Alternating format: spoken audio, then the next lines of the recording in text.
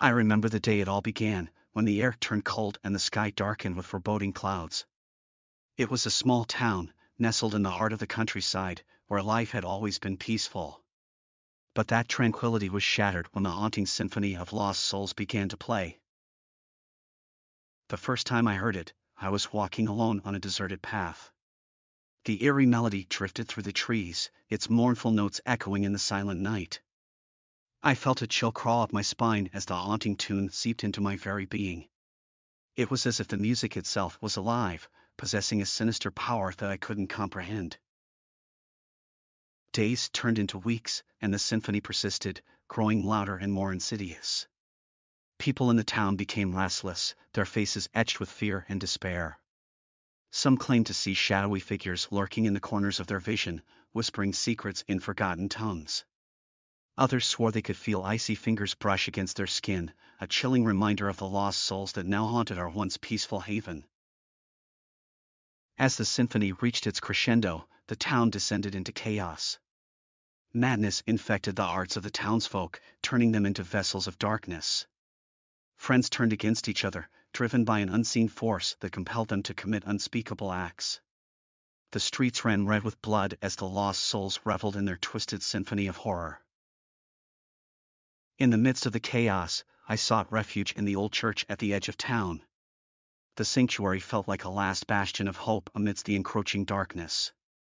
But even there, I was not safe from the haunting symphony. As I knelt before the altar, I could hear the wailing souls seeping through the cracked stained glass windows, their sorrowful cries echoing in my ears. Determined to end the nightmare, I delved into the town's forgotten history.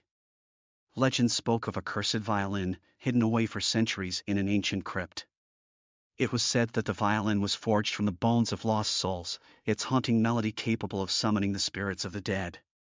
Desperate, I embarked on a perilous journey to find the crypt and destroy the cursed instrument. In the depths of the crypt, I found the violin, adorned with macabre engravings and emanating an otherworldly aura. With trembling hands, I gripped the violin and raised it high, ready to bring an end to the haunting symphony. But as I prepared to strike, the ghostly figures materialized before me, their hollow eyes pleading for release. In that moment, I realized the truth.